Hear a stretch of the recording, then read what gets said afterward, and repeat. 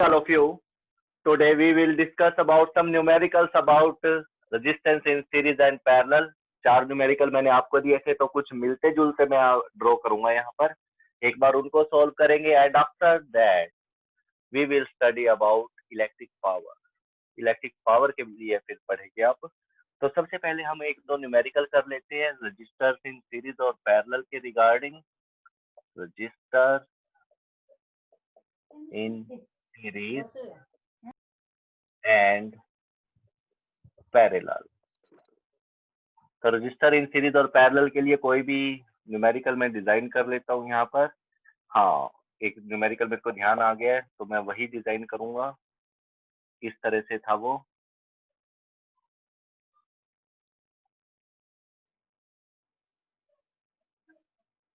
+2 में भी आता है इस टाइप का न्यूमेरिकल, क्योंकि ये सभी चैप्टर जो आप पढ़ रहे हो +2 में इसका काफी मॉडिफिकेशन आपको, मतलब बहुत ज्यादा हाई लेवल पर ये आपको सभी चैप्टर आ जाएंगे. ये सारा बेसिक बन जाएगा उसका. ठीक है. तो इसमें दो न्यूमेरिकल्स थे. एक तो ये था, सपोज ये भी 2 ओम है, ये भी 2 ओम है. This is again 2 ohm, this is 2 ohm and this one is 2 ohm. This is point A, this is point B. और you have to calculate the net equivalent resistance or net resistance from for the point A and B. A और B के लिए आपको resistance calculate करना है कि कितना resistance होगा A और B के बीच में.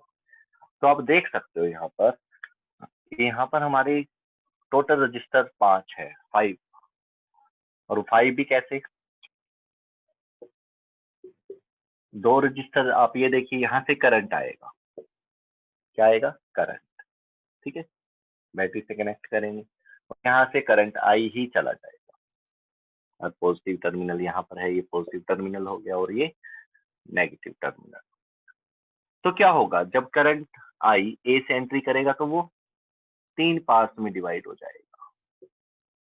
कुछ करंट यहाँ से जाएगा, कुछ यहाँ से जाएगा और कुछ यहाँ से. और ये तीनों करंट यहाँ से जब ये यहाँ पर दोबारा से बी पॉइंट पर जब मीट करेंगे तो दोबारा से क्या बना देगा? आई. तो यहाँ से एक इक्वेशन आप नोट करिए, I is equal to I1 plus I2 plus I3. ठीक है. At A and B you can say. ठीक है. इसको किरचॉफ फर्स्ट लॉ से भी जानते हैं. किरचॉफ फर्स्ट लॉ और जंक्शन रूल भी बोलते हैं इसको. क्या बोलते हैं? Junction rule. जो बच्चे एनटीएससी की तैयारी कर रहे हैं वो थोड़ा सा इसको ध्यान दें. जंक्शन रूल और किरचॉफ लॉ. इसमें क्या होता है, जितने भी करंट एक पॉइंट पर आते हैं आप उनको एक सेम साइन के साथ लेकर ऐड कर दीजिए और इक्वल टू रख सकते हैं जितना भी करंट बाहर जा रहा है. तो यहाँ पे आप देख सकते हो ये 3 करंट बी की तरफ आ रहे हैं, इनको एक साइड रख दिया गया है. इक्वल टू जो बाहर जा रहा है उसको दूसरी साइड रख दिया गया. और अगर नेट लिया जाए तो इसका क्या हो जाएगा? I माइनस I1 प्लस ये सब इधर आ जाएगा. ठीक है. इज इक्वल टू क्या हो जाएगा? चलो इसको ज्यादा स्टडी ना करके अब हम सीरीज और पैरेलल का पढ़ेंगे. तो ये जो करंट I1, I2, I3 तीन हिस्सों में डिवाइड हो गया, तो इसका मतलब जो ये अपर पोर्शन है, upper portion, this is lower portion और दिस इज मिडल पोर्शन, ये तीनों आपस में क्या हो गए? पैरेलल हो गए. Upper portion parallel to middle portion parallel to lower portion. ठीक है. और you can say AXY, AXB parallel to AB parallel to AYB. किसी भी तरह से आप इसको समझ सकते हैं. ठीक है. तो अब इसको सॉल्व करेंगे, ज्यादा लिखेंगे नहीं, अब डायरेक्ट सॉल्व करने पे आंसर वो देंगे. इसमें से I1 जा रहा है करंट एक्स वाया एक्स होते हुए, इसमें से भी कितना जाएगा? I1. तो ये दोनों आपस में कैसे होंगे? दिस पोर्शन, जो अपर पोर्शन है, अपर पोर्शन में ये दोनों रजिस्टर कैसे होंगे? सीरीज में होंगे. कैसे होंगे? सीरीज में. सपोज ये R1 है और ये R2. This is R3, this is R4 and this one is R5. तो R1 एंड R2 क्या होंगे? सीरीज में होंगे. तो अपर पोर्शन के लिए आप रेजिस्टेंस निकालेंगे, ठीक है। R इज इक्वल टू क्या आ जाएगा, R1 प्लस R2। क्या वैल्यू होगी यहाँ पे, what is R1 and what is R2, 2 ohm plus 2 Om 4 ohm. तो यानी कि इसको सॉल्व करके हमारा जो अपर पोर्शन आया वो कितना आ गया, 4 ओम, फर्स्ट नाम दे दी। इसी तरह से मिडल पोर्शन में सिर्फ एक ही रजिस्टर है, R डैश नाम दे दीजिए इसका। इसको कैसे निकाल लेंगे, this is equal to R5 और this one has the value 2 ohm, this is your second value, okay. And the third one is lower portion R double dash. इसमें क्या होगा, I3 इसमें से जा रहा है तो इसमें से भी कितना जा रहा है, I3। तो ये दोनों आपस में कैसे होंगे, सीरीज में। तो यहाँ पर आप लगा देंगे R3 प्लस R4, सीरीज का फार्मूला लगा देंगे इन दोनों के लिए लोअर पोर्शन में। और R3 की वैल्यू कितनी होगी, 2 ohm, this one is again 2 ohm, this is 4 ohm. तो ये आपकी थर्ड वैल्यू आ गई। Now the upper portion, middle portion and lower portion of this has the value 4 ohm, 2 ohm and 4 ohm. Now these three portions are in parallel। ये तीनों portion आपस में कैसे है, पैरेलल में है। तो पैरेलल के लिए सॉल्व करते हैं यहाँ पर।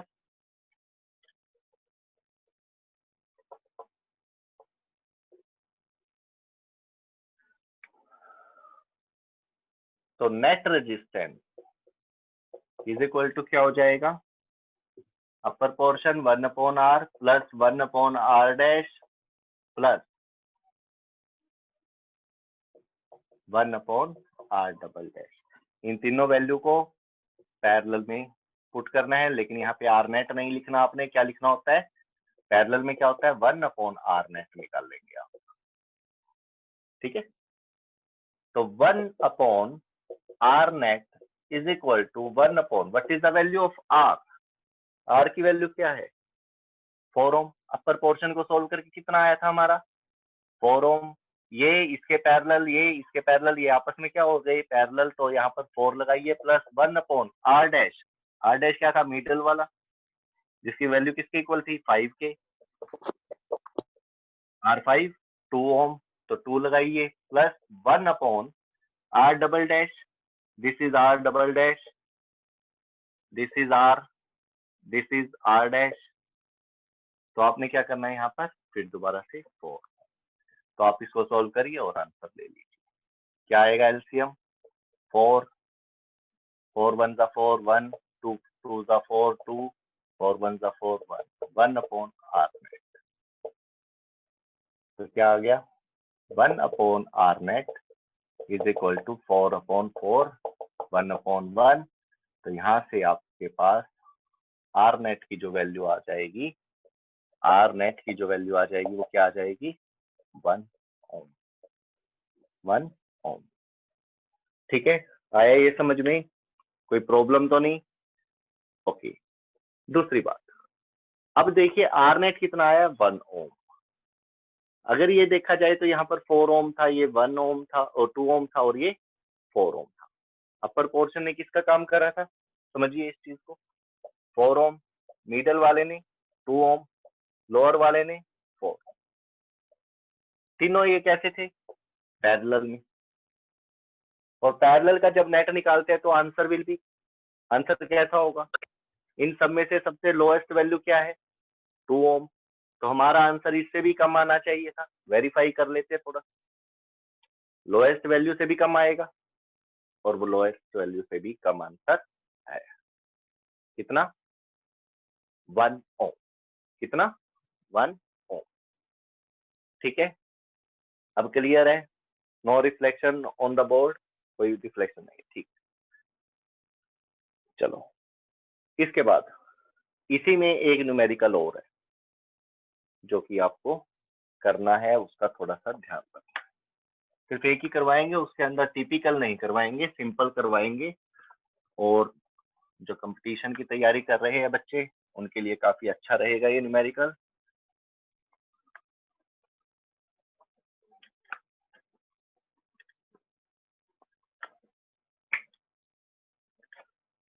दोबारा से इसी तरह से डिजाइन करेंगे आप।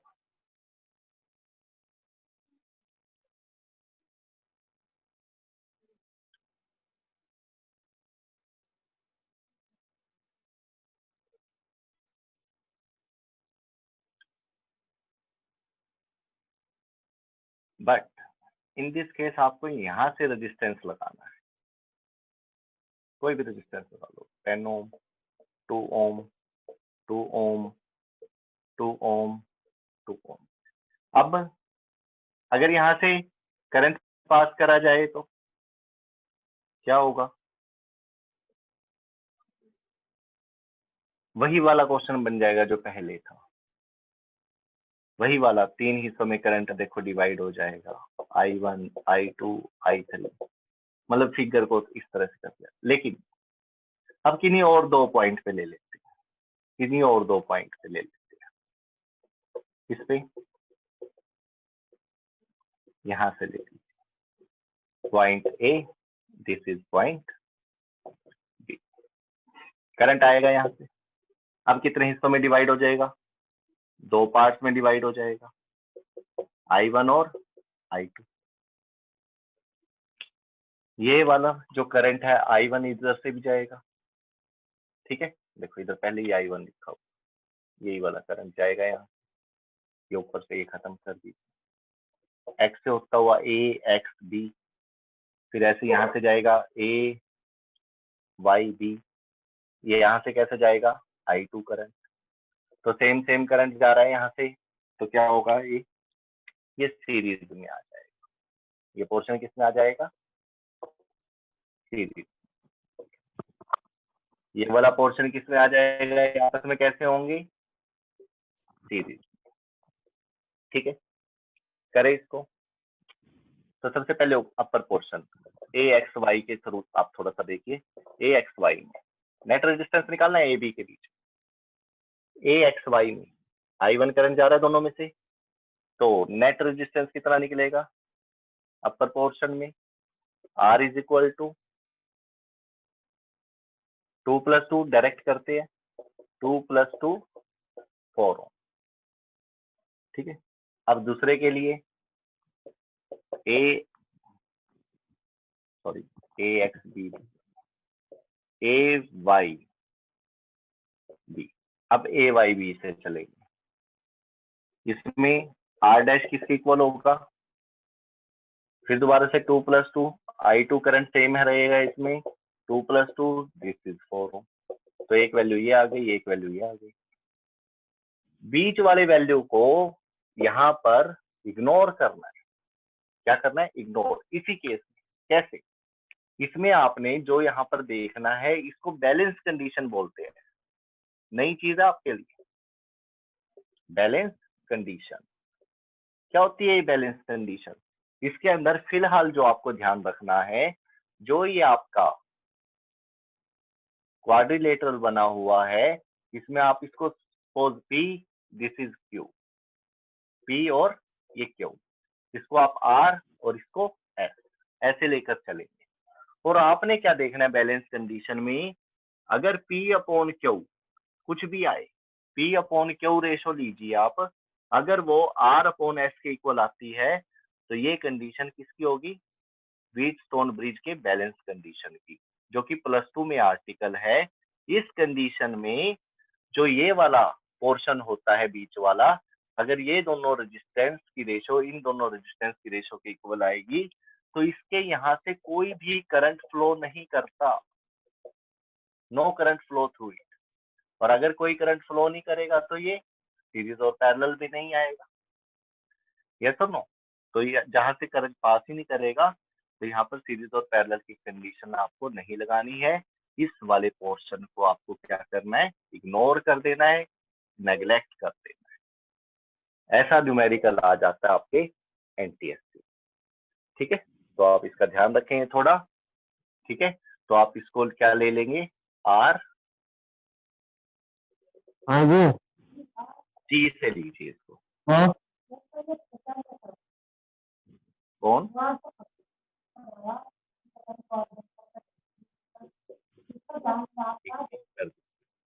ठीक है,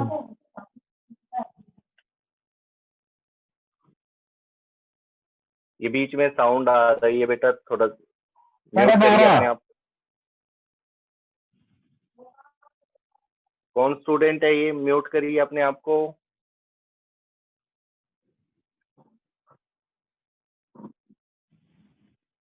तो इसको आप इग्नोर करके चलेंगे तो बचेंगे सिर्फ ये दोनों, और ये दोनों आप देख सकते हो ये दोनों आपस में क्या है, पैरेलल में।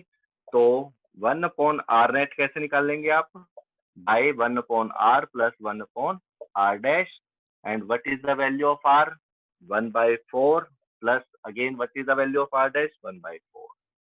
तो यहाँ से एलसीएम लीजिए, 4 4 1 4 4 1 4, this is 2/4, this is the value of 1/r net.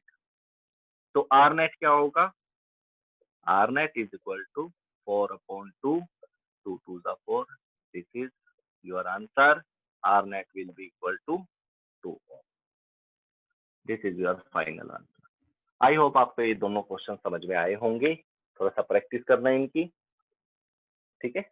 Ignore करने वाली बात को बिल्कुल ध्यान रखना बैलेंस कंडीशन के लिए, अगर ये दोनों की रेशो इन दोनों की रेशो के इक्वल है तो आप इसको इग्नोर कर देंगे।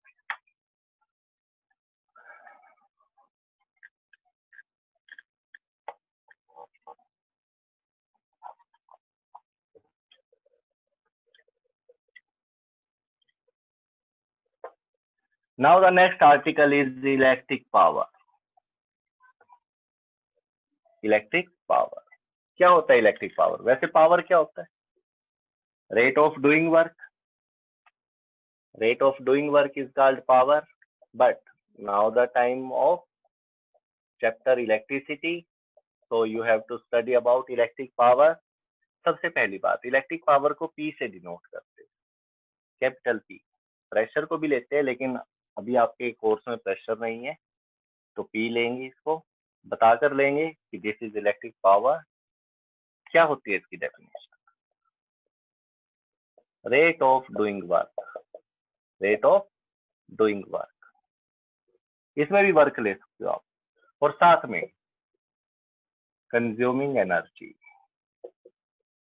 या कंज्यूम्ड एनर्जी, बात एक ही है। क्यों, क्योंकि आपने एनर्जी की डेफिनेशन पढ़ी थी एक, क्या थी वो, कैपेसिटी और tendency to do work, capacity to do work. इसका मतलब काफी बच्चों को याद है ये डेफिनेशन, बट इसका मतलब क्या होता है कि जो एनर्जी होती है वो वर्क के इक्वल ही होती है। पढ़ने में अलग अलग चीजें हैं बट दोनों की यूनिट क्या होंगी, सेम होंगी, फार्मूले अलग होंगे लेकिन इसी फार्मूले से इसके फार्मूले आप निकाल ले गए। वैसे जो वर्क होता है क्या होता है, 9th क्लास में आपने पढ़ा था, F S cos theta. Cos theta को लेकर ज्यादा बातें नहीं करते हम 9th क्लास में, क्योंकि ये +1 में आएगा, +1 में मॉडिफाई होकर आएगा, एंगल को लेकर काफी स्टडी करेगा। तो वर्क से ही एनर्जी के फार्मूले बनाए गए, जैसे potential energy mgh, kinetic energy ½mv², ठीक है, ये सब वर्क से ही बनाए गए, इसी फार्मूले से बनाए गए, इसी फार्मूले की कंडीशन ली गई और एनर्जी के फार्मूले डेफिनेशन में भी पहले ही शो कर दिया गया, कैपेसिटी टू डू वर्क। तो यहाँ पर देखिए इलेक्ट्रिक पावर की जब बात आई तो rate of doing work, rate किसका, वर्क का, वर्क का रेट का मतलब क्या है, वर्क अपॉन टाइम, कितने टाइम में कितना वर्क हुआ है वो पावर को शो करेगा, या फिर उसने कितने टाइम में कितनी एनर्जी कंज्यूम करी है, खाई है, ली है। कोई भी मशीन कोई भी डिवाइस आ जाता है इसमें, या तो आप उसका वर्क बता दीजिए कि इसने वर्क टी टाइम में इतना वर्क करा,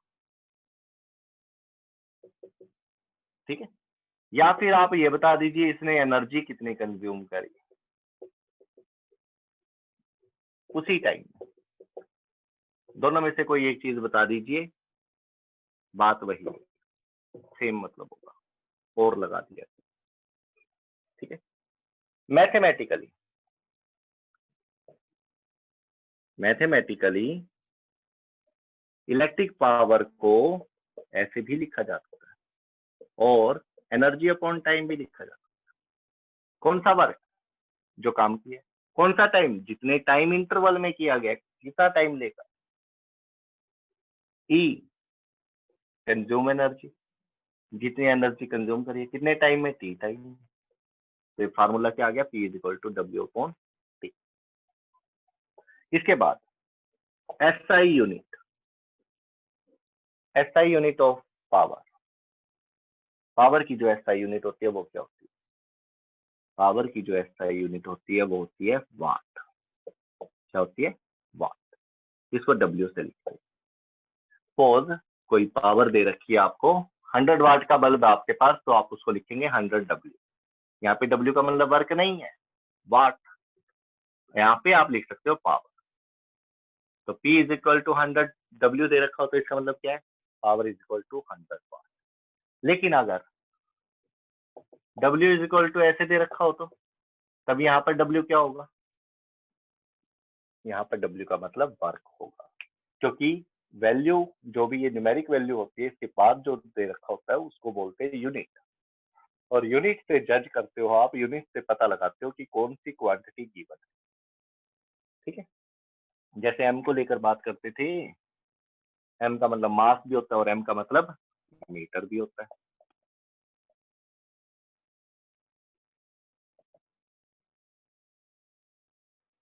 अगर ऐसे लिखा हो तो ये एम मास है, ऐसे लिखा हो तो इसका मतलब लेंथ या डिस्टेंस से है। ठीक है, तो यूनिट से पता लग जाता है। तो क्या देखा अभी तक आपने? Power, capacity to do work upon time, या consuming energy upon time, rate बोल सकते हो, rate of doing work.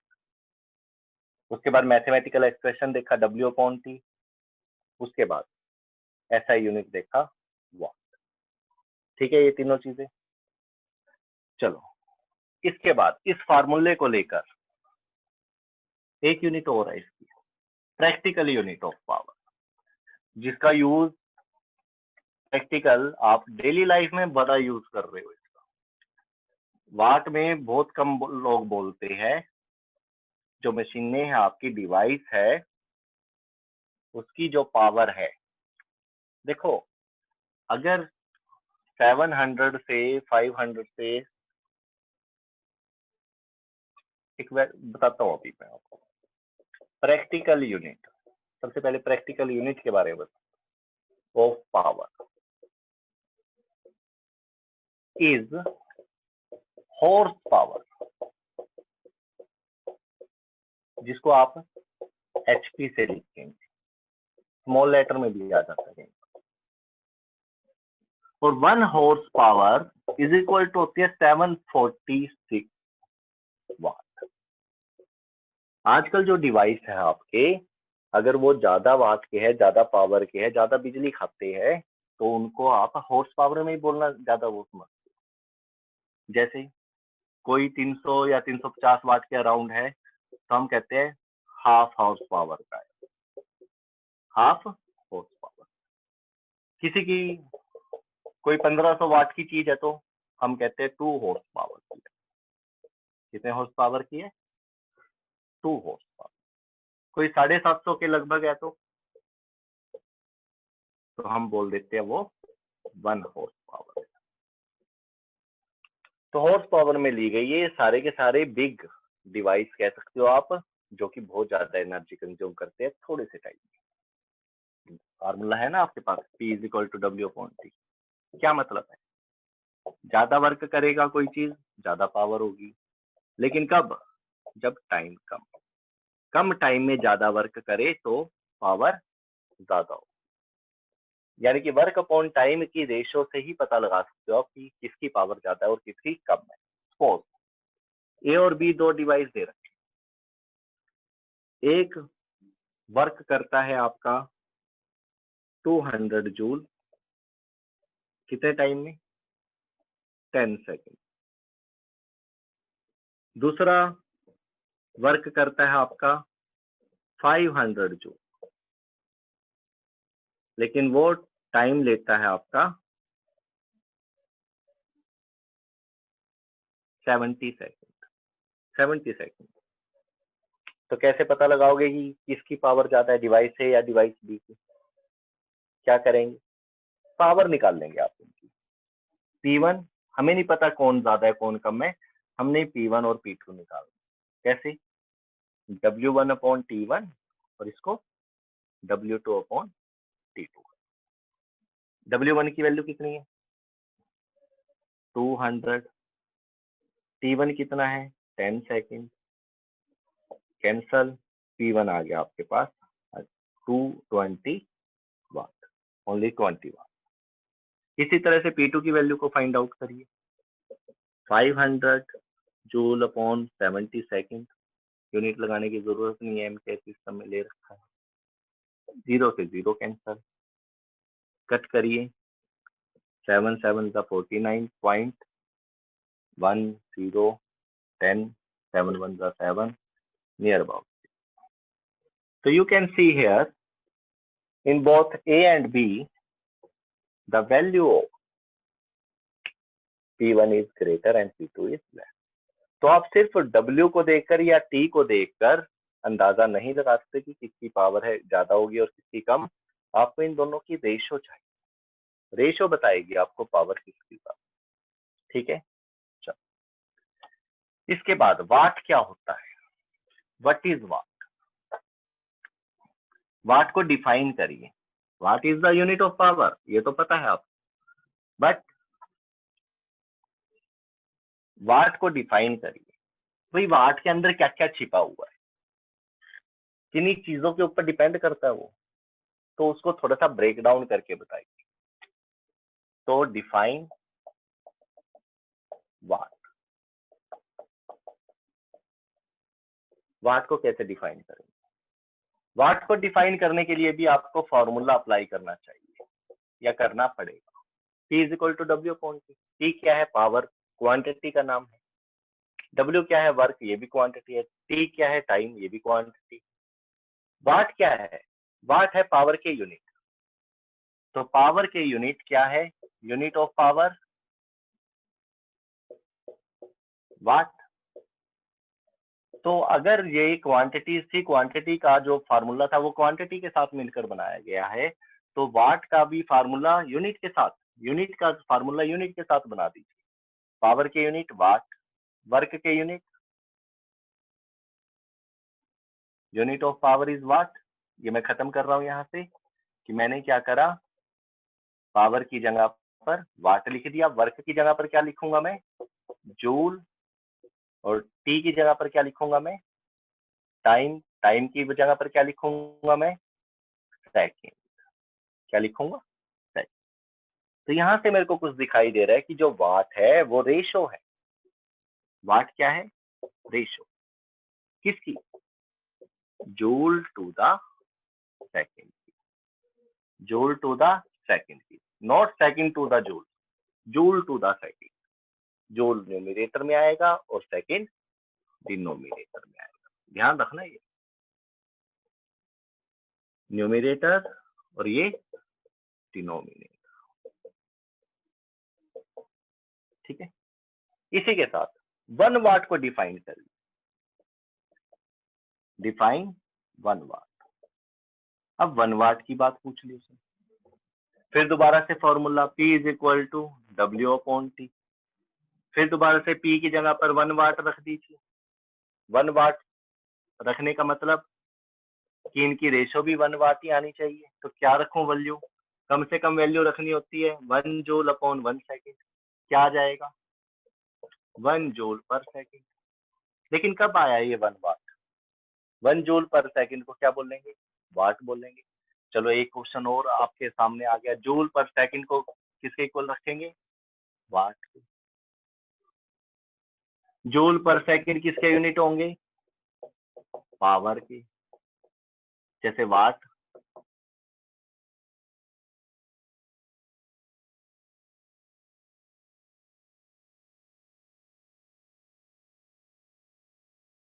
Joule per second of, joule per second किसके यूनिट होंगे, यूनिट ऑफ पावर, ऐसे भी आप। तो यहाँ से 1 वाट क्या आया, 1 जूल अपॉन 1 सेकेंड। लेकिन इस चीज को डिफाइन करना है, क्या करना है, डिफाइन। डिफाइन कैसे, ये नहीं 1 जूल इन 1 सेकेंड, आप इसको है ना थोड़ा सा डेफिनेशन के पर्पज से ले लीजिए। 1 watt is defined as the when 1 joule, कोई भी डिवाइस है, 1 joule work is done, when 1 joule work is done in 1 second, ऐसे लिखना पड़ेगा। इसको लिखने से बिल्कुल क्लियर हो जाता है कि 1 वाट का मतलब है कि अगर कोई डिवाइस 1 जूल में 1 जूल काम 1 सेकंड में करता हो, या फिर 1 joule energy consume, when a device consume 1 joule energy in 1 second।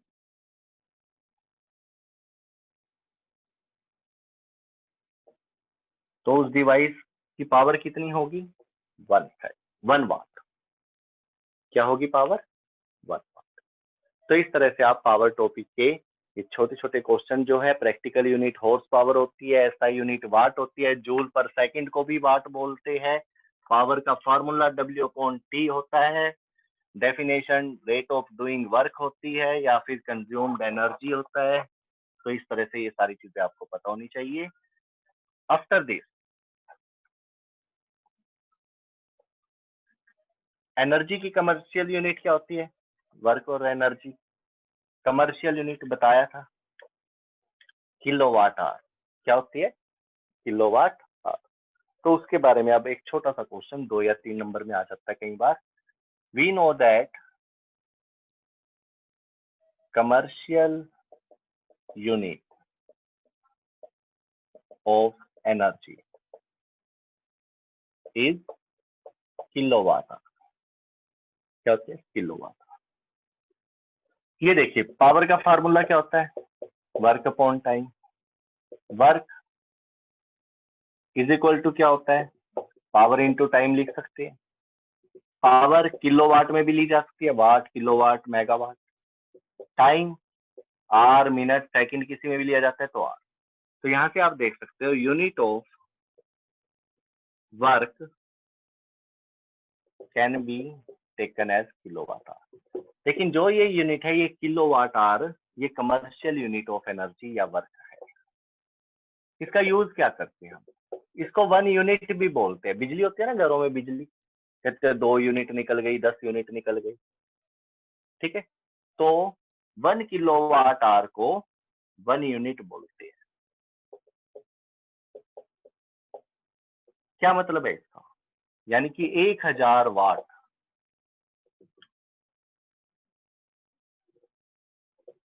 एक 1 आवर, यही मतलब हुआ इसका।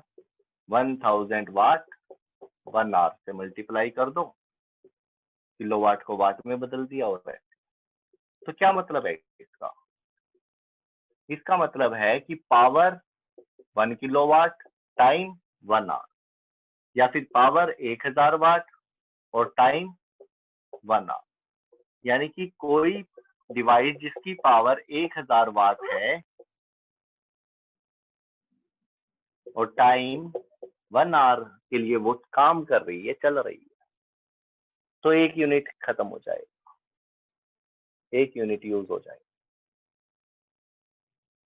अगर 1000 वाट की कोई चीज है, 1 घंटे तक चलाओगे तो 1 यूनिट निकल जाएगा, 1 यूनिट का बिल भरना पड़ेगा आपको। अगर यही चीज 2 घंटे चला दी तो 2 यूनिट, यही चीज 3 घंटे चला दी तो 3 यूनिट। तो इस तरह से कमर्शियल यूनिट KWH ये आपके इलेक्ट्रिक मीटर में मेजरिंग के लिए यूज होता है, ठीक है।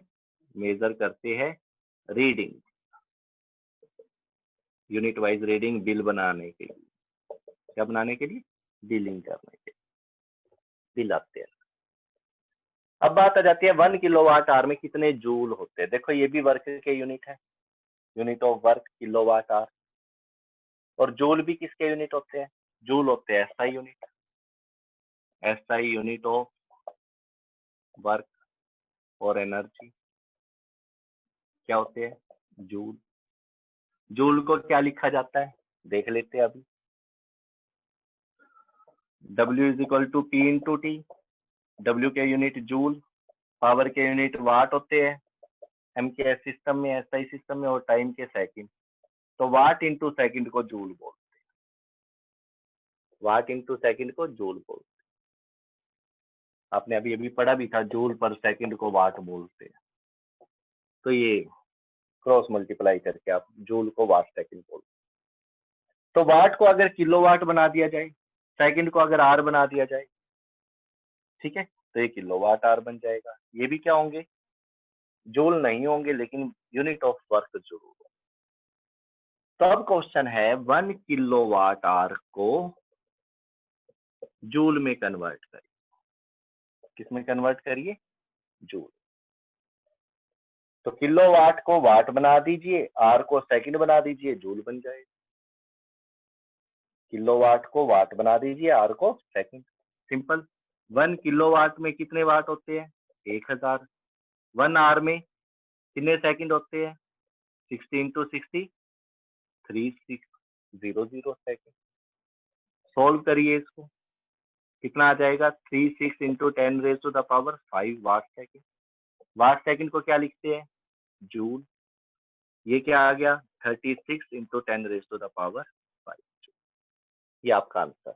लेकिन स्टैंडर्ड इंटरनेशनल फॉर्म में, इंटरनेशनल सिस्टम में वैल्यू दीजिए, क्या कहती है वो, एक डिजिट छोड़कर पॉइंट लगाइए। एक डिजिट छोड़कर पॉइंट लगाएंगे तो क्या करना पड़ेगा, एक 10 अपनी मर्जी से लगा दिया, 10 से मल्टीप्लाई, 10 से डिवाइड, इनटू बाकी सब कुछ ऐसे लिख दिया। इसका यूज करके क्या बना दोगे आप इसको, 3.6। ये वाला 10 किसको मिल जाएगा, इसको मिलकर ये बना